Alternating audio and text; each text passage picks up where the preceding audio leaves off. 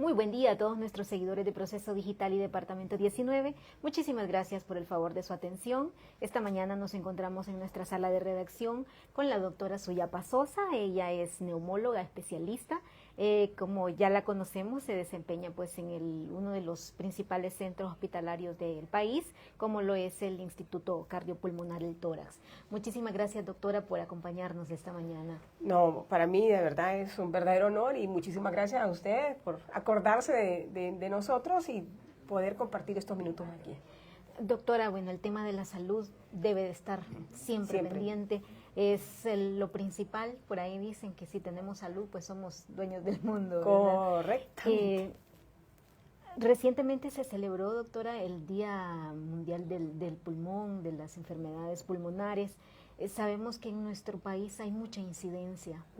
Mucha incidencia. Cuéntenos un poco cómo está el cáncer de pulmón y esas otras enfermedades que ustedes atienden diariamente. Sí, fíjese que hay un Día Internacional del Pulmón que es en septiembre y eso es muy bueno porque es una manera de hacer conciencia y de también posicionar lo importante que es el pulmón. O sea, todos los órganos son importantes y cada especialista en el área va a decir que el de él es el más importante. Pero nosotros necesitamos los pulmones para respirar y aparte de respirar, los pulmones hacen varias funciones. Y ya este mes de noviembre se celebran varios días mundiales de lucha en contra de esas enfermedades. La neumonía es una de ellas, que lo celebramos en el hospital, la enfermedad pulmonar obstructiva crónica, que hay mucho en Honduras, y reciente, el 17 de noviembre, celebramos la lucha en contra del cáncer de pulmón. Estas patologías son sumamente frecuentes, es más, las enfermedades respiratorias están entre las primeras 5 causas de muerte, y no solo de muerte, sino que de morbilidad. El tórax, como hospital de referencia de las patologías más difíciles, más complicadas de pulmón, pues se lleva un gran porcentaje de sus hospitalizaciones en esto.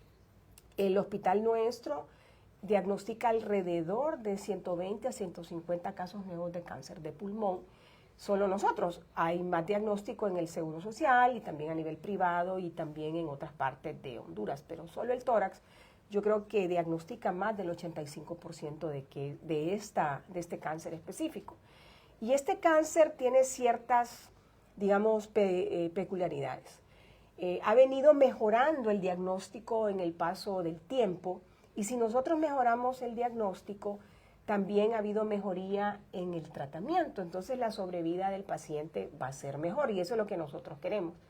Cuando hacemos la lucha y hacemos la publicidad del Día Mundial es para hacer conciencia y hacer de que la población sepa que se puede hacer diagnósticos tempranamente, porque eso es lo que queremos, que las personas cuando sientan síntomas de alarma busquen ayuda y que no necesariamente tengan que gastar en cosas muy caras, sino que a veces una rayos X de tórax, así tan simple como eso, y que la lleven a un centro de salud, a un hospital, y si está anormal, la refieran.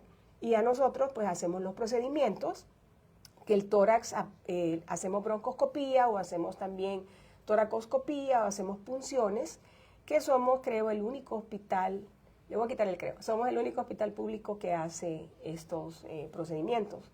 Solo el año pasado nosotros hicimos casi 800 broncoscopías. Esto es un número bastante alto, ¿verdad? Y ya este año 2024 nos estamos acercando porque tenemos muchísima demanda a nivel nacional. Sí, doctora, ¿cuáles son esos síntomas que el paciente presenta a los cuales debería de tomar como una alerta? Fíjese que los síntomas de tórax son bien inespecíficos porque es tos, cansancio, que lo puede dar cualquier enfermedad, ¿verdad? Inclusive la tos la puede dar hasta una rinitis alérgica, hasta el mismo reflujo. Pero ya cuando el paciente tose sangre, se asusta. O cuando ya el paciente empieza a perder peso, ya se asusta. Pero son síntomas completamente inespecíficos, a menos que el paciente se encuentre un ganglio, ¿verdad? Un nódulo palpable. Entonces ya eso lo asusta a él y debe de visitar a un hospital para que podamos hacer un diagnóstico temprano. Sí, ¿y hay causas específicas, doctora, que provocan este cáncer? Tabaquismo es la número 1 en este sentido, ¿verdad? No podemos decir que han habido algunos cambios en beneficio a la gente que no fumamos, porque tenemos una ley del convenio marco que no funciona al 100, pero por lo menos está. El tabaquismo es la principal, pero también, ya sea activa o pasiva. Y también tenemos la contaminación ambiental, y a veces hay una parte genética que juega un papel importante en este sentido. Y fíjese que eso del tabaquismo en cualquiera de sus formas, inclusive el cigarrillo electrónico e inclusive el vapeo, que esto es algo que es muy novedoso en los últimos años, ¿verdad? Yo creo que empieza a haber un aumento de ellos con el COVID, o un poquito antes del COVID, cuando se empiezan a ver estos infiltrados pulmonares y la gente que estaba vapeando, y mucho en gente joven.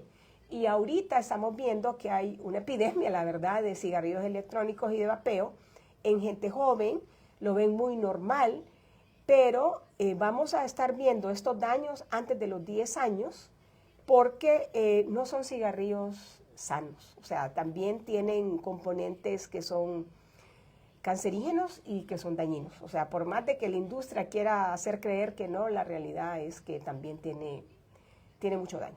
Qué bueno que nos explica esto, doctora, porque más bien muchas personas fumadoras van hacia el cigarrillo electrónico para dejar de fumar. Sí, eso es, fíjese que el electrónico lo que tiene es la salvedad que es un invento de la industria tabacalera para violentar los espacios libres de humo, que eso sí definitivamente tiene un impacto positivo para dejar de fumar. Pero entonces están inventando que como no hay la colilla, no está la nicotina, no está todos los agentes tóxicos, que el cigarrillo electrónico como huele rico, dependiendo de lo que usted le pone, ¿verdad? O es un vapeo, esto es sano, y no es cierto. Esto es una violación para los espacios libres de humo y que la gente siga fumando. Porque usted está con el electrónico y automáticamente sigue acondicionando a su cerebro con ese movimiento de fumar. Entonces esto sigue siendo igual de nocivo que el cigarrillo normal.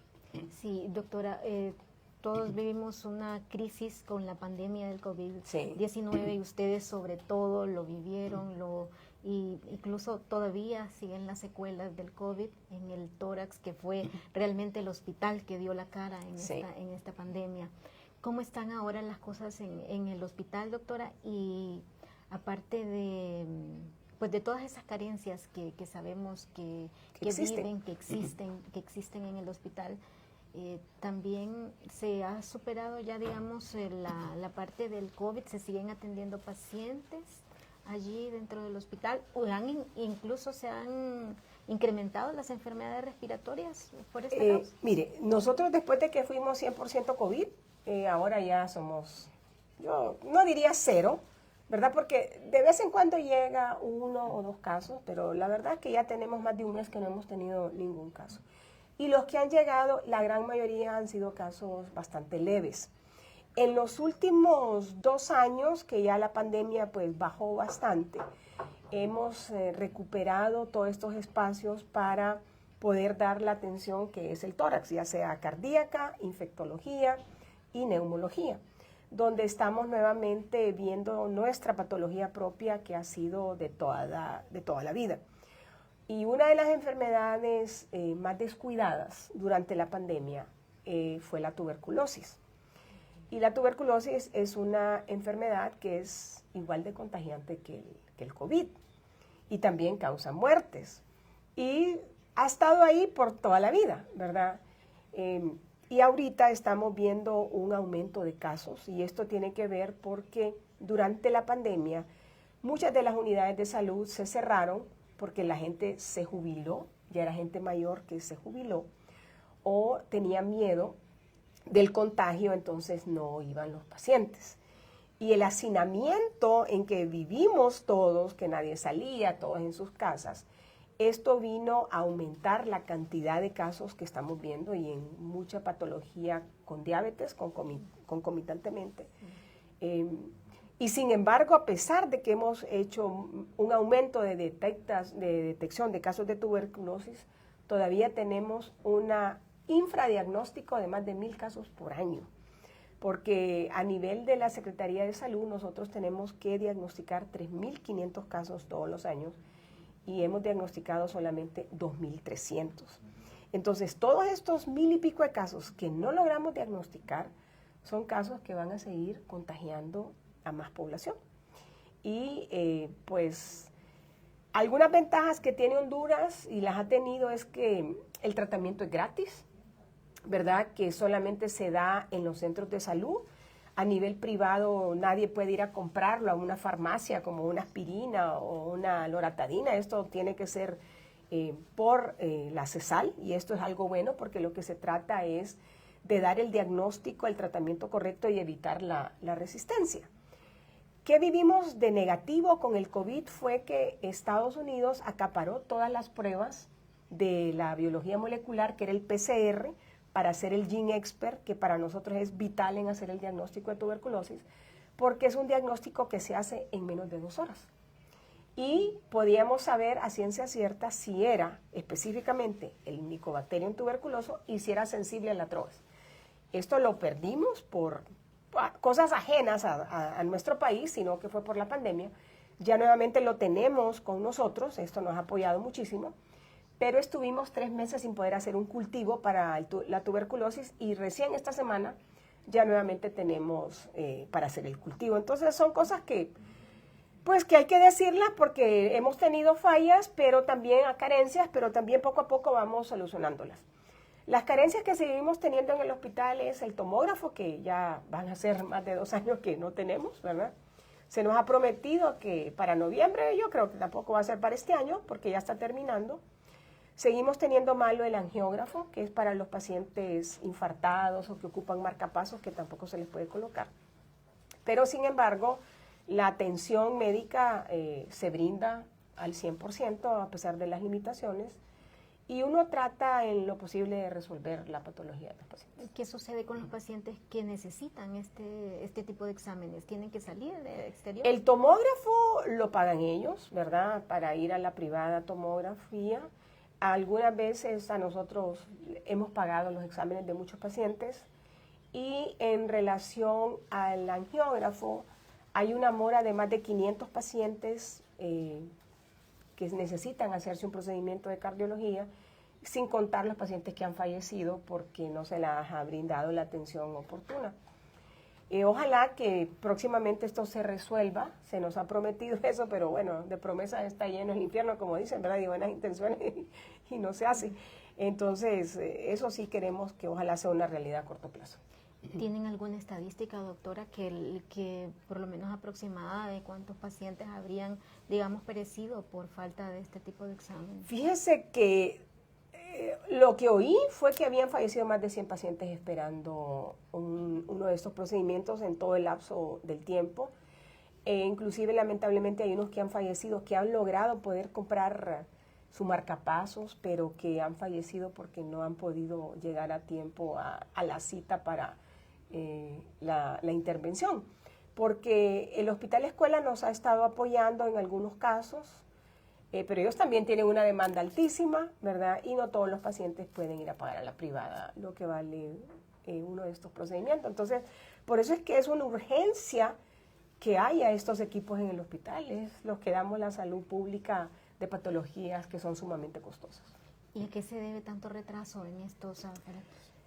Ay, mire, es tan complejo. Lo último que yo me di cuenta del angiógrafo es que hay que comprar una UPS para un estabilizador, porque como se va tanto la luz, entonces se queman los aparatos, necesitaban un aire acondicionado bastante grande para poder mantener las máquinas heladas, que no se calentaran, y cambiar un sistema de un brazo que estaba malo. Entonces son varias cosas y yo quiero reconocer que el doctor Hugo Noé Pino llamó por un paciente y él pues está apoyando por medio del Congreso para que esto sea una realidad. Y la verdad es que ojalá, ¿verdad? Toda la injerencia que ha hecho el doctor Hugo Noé Pino pues dé sus frutos y próximamente podamos tener estos aparatos funcionando. Sí. Doctora, finalmente sabemos que se ha iniciado un posgrado en neumología sí. en el tórax y usted es una de las impulsoras sí. de esta. ¿Es la primera promoción? Esta es la primera promoción, ¿verdad? Desde ya hace 4 años tenemos rotando a los primeros residentes. En este momento yo tengo 9 residentes de neumología. Se me gradúan los primeros 2 ahorita el 31 de diciembre, que para nosotros es un verdadero placer. Es la generación de relevo que va a salir en Honduras. Es producto catracho, ¿verdad? Orgullosamente catracho. Son muy buenos, ¿verdad? Créanlo que yo soy bien exigente, no sé cómo me aguantan a veces, pero ellos aman su trabajo igual que yo.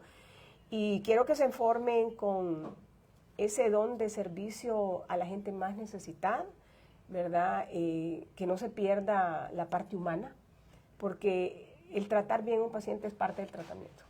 El que el paciente sienta que usted está pendiente y se interesa por él es parte del manejo.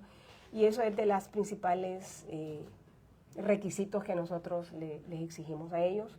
Entre los objetivos que tenemos a corto plazo es que ojalá me dejen a los primeros 2 que se me gradúan ahorita para que ya el 1 de enero estén funcionando como especialistas en el hospital. Y también estoy pidiendo que los segundos que se me gradúan en el 2025 puedan entrar también y ya tendríamos un hospital pues que daría mayor atención especializada neumológica para Honduras, que eso es lo que queremos. Sí, muchísimas gracias, doctora. Le dejo las cámaras para su mensaje final. Bueno, muchísimas gracias a ustedes por haberme invitado. Sepan que el Instituto Nacional Cardiopulmonar siempre va a dar el todo por el todo y el servicio de neumología, que es lo que yo represento, estamos más del 300% comprometidos en luchar, en decir la verdad y siempre dar la mejor atención posible a cada uno de los pacientes que llega al instituto, porque nosotros nos debemos a cada uno de ellos. Muchas gracias por haberme invitado. A todos nuestros seguidores de Proceso Digital les agradecemos el favor de su atención y les invitamos a que sigan informándose en nuestra plataforma. Buen día.